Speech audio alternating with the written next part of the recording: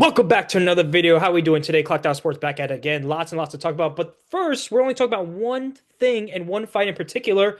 Jake Paul versus Anthony Joshua live on Netflix. So, Anthony Joshua, obviously a heavyweight, Jake Paul a middleweight, and the outcome was predictable. But at the end of the day, I give props to Jake Paul for getting in the ring for a guy who's built like a Greek god and a guy who's is an athlete, is well built, but not on the same level. So, Joey, what are your thoughts about that fight? Tried to tell everybody when Jake Paul faced an actual boxer, he was going to get not what he deserved, but he was going to get what was predicted to happen. He was going to lose. Again, like you said, give him props. He stood in there for 6 rounds, taking all the hits, getting knocked down, got his jaw broken in 2 places. Like when he got hit and knocked down and for the final knockdown, he even said like, "Wow," like that. He got like Anthony Joshua, like he didn't even break a sweat in that boxing match. It was insane. But no credit to Jake Paul. But like at the end of the day, you're facing a former heavyweight boxer. That's you're gonna kind of lose, and that's kind of what happened. But it was a good fight overall. Well, Jay, not you really don't good, but agree? I don't agree that it was a good fight. It was actually horrendous. I mean, it was ridiculous. Um, you well, I say it know, was good because Jake Paul lost. That's why I say it was a good fight. yeah, it was good. It was good. It was good in that sense. If you were not a Jake Paul fan, so I'm just gonna go over what happened. AJ Paul, Anthony Joshua KO'd Paul in round six. Clean, decisive, and clear win in my opinion. But it was also a statement that elite boxing skill and power and size also matter. Reach is the biggest thing to me. Paul got knocked down multiple times, but he did show toughness. I'll give him that. He made it to the sixth round, which a lot of people had him going down in the first round within the first 30 seconds. So that's big ups to him for that. But once AJ really started, landing clean shots and the size and experience came into play, that was the real story.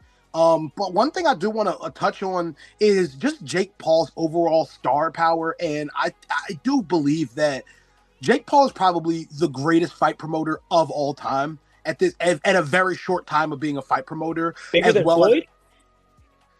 I, I think that Jake Paul can sell a boxing pay per view better than Floyd Mayweather. Yes, and Ooh. because it's not even a pay per view, they're not even pay per views anymore. Bring it to Netflix and making boxing accessible for everybody was an amazing move for Jake. And it Yeah. showed exactly how much crossover star power the guy actually has. So listen, shouts out to Jake for doing his thing. Shouts out to Anthony Joshua for doing his damn thing. And all in all, Jake, you got a reality check, man. You got a reality check on Friday, brother. You know what I'm saying? It is what it is. We knew it was going to happen. I think you even knew it was going to happen. But at the end of the day, I think it's just one of those things where now it's time for Jake to lock in and figure out what's next. Did you see who Anthony Joshua called out after the fight? Yeah, He called out Tyson yeah, Fury, man. cut He out wants Tyson Tyson Fury, Fury. brother. Yeah, he wants Yeah, Tyson Fury. No, crazy. I agree. I think Jake Paul will be just. I think this loss will kind of set him straight, kind of humble him a little bit, and then he'll not that he didn't take it seriously before, but like he's fucking scheduling fights against 97-year-old Mike Tyson. Yeah, Like, right. like Exactly. like you Exactly. got to fight boxers more around your age, age range, whatever. And then Yeah. he found out what happened. But it's Not funny a big because deal. he jumped, right? So he was fighting guys like fucking Mike Tyson, okay? Which, hey man, Mike Tyson's still Mike Tyson. No, he can I still wouldn't fucking fight go. I Yeah, wouldn't fight Mike Tyson at 106 years old. Trust me, no, I wouldn't fucking no. do it. But he went from that to like scheduling a fight. Well, technically it was supposed to be against Tank. We all know that. That didn't go as well. I mean, as Tank would have beat planned. him too. Tank Yeah, would have Tank fucked him would have up too. probably beat him too, but I think Tank's at least his size. You know what I'm saying? Yeah, yeah, So yeah, yeah. it's different. So now he's got this. He went to this extreme 6'6" of guy. yeah. He went to an extreme of fighting a guy who's way bigger than him, way more skilled, way more powerful, and is a knockout artist. Dude, So clap hands for the him thing for that just annoyed me the take that most fight. was he was trying to go for takedowns like he's in a UFC fight. Oh Like my he got God, that's why the fight was so horrible. I mean, and honestly, what else can you do, Paul? What else can you do? I know we were trying to get our good friend Marco on here, and he was talking about which is why we wanted to get him on here because he has insight about this. He was talking about how, hey, what the hell are you going to do if you're Jake Paul? You know, as a boxer, that if you go to your knees, you can't hit me while I'm on my knees, man. And he knew that it was just a matter of time before a heavy shot landed on his jaw and he went down. So honestly, it was kind of smart from Jake Paul, but when it comes to watching that type of thing, it's cringy to watch. Absolutely. It makes for bad TV. And I understand, like, from Jake Paul's perspective, he's got to do whatever he can. It was shady. It was definitely a gray area, towing the line, towing the rules. And listen, he was trying to clutch him, but he kept falling to his knees. So that definitely counted. It definitely made for bad TV. So for the casual fans, casual viewers just watching it, absolutely horrendous. From Jake Paul's perspective, I understand it, but still, the losers were the consumers. I mean, we have Netflix just because we want to watch Stranger Things. So, but it was our time. Thursday. Yeah, that's gonna I'm be tough. excited. I can't wait, dude. But I mean that goes back to what I was saying earlier about Paul's star power, the crossover star power. 33 million viewers, like boxing, I think before Paul was dying, and Paul has revived boxing through celebrity fights, boxing, novelty acts, and it might not be what we want to see, but I think we're in the WWE boxing era rather than like the old school boxing era where it's like you got like, you know what I'm saying? These now boxing is like this spectacle that people want to just see for the novelty of it. We want to, Paul versus Tyson? That's crazy. Let's see that. Or people just want to see Paul get knocked the fuck out. And I think Paul knows that.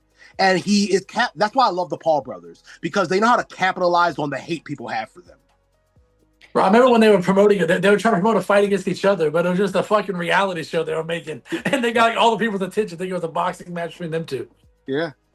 So, hey, man, like I said, reality check for Paul, but at the end of the day, what's next, buddy? What you gonna do? I think he tweeted right after that. He was like, my jaw's broken in two places. Canelo, I'm coming for you next, or something like that. He wants to fight some old like Manny Pacquiao or something. No, he said he wanted to fight Canelo. That's what he said. Oh, Canelo would kill him. Yeah, like what are you crazy? But hey, man, I love it. I respect him for it.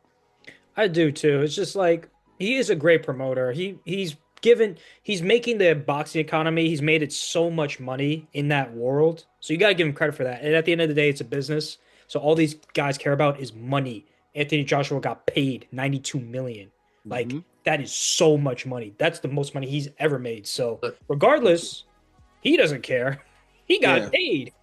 But Jake Paul lost the fight the moment he came out with 6'9". That's the moment he lost the fight. Wait. He lost the fight when he came out with 6'9" and played Hulk Hogan. And the Hulk he came out the Hulk Hogan gear too. Like that's the moment he lost the fight. He came out the Hulk Hogan gear. These are two of the most hated people in America. Hey, but that theme song's a banger. God rest Hulk Hogan's soul, but he's still very much like hated at post-mortem, unfortunately. Hey, but that theme song's a banger. It's a banger. But I do love the fact that, just to talk more about Jake Paul quickly, like Jake Paul has modernized boxing and ushered it into the modern era. And that was what boxing needed, because boxing still felt with UFC and like even it was always UFC's little brother. Now it's starting to compete. Well, the crazy part is it should have never been that, right? Because boxing was around before UFC, but right, way before, yeah. But then when UFC came about, people were like, well, this is way better. It's way more exciting. It's way more this, that, the third. Then it kind of started taking a back seat. Now Jake Paul's like, no, this was a great sport. We have to give this life. And that's what he's done.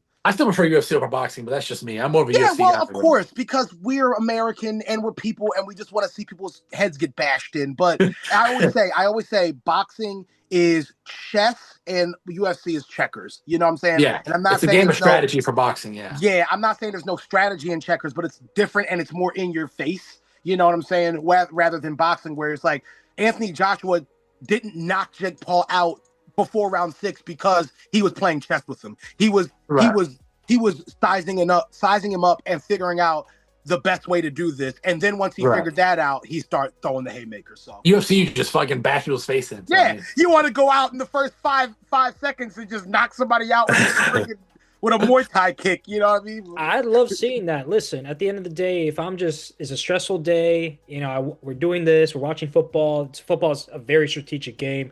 I had a stressful day of work. I just want to relax and unwind. I want to see someone's face get bashed in. And so thank you, Anthony Joshua, for knocking Jake Paul down. He needed to be humbled. He's very successful. He's rich.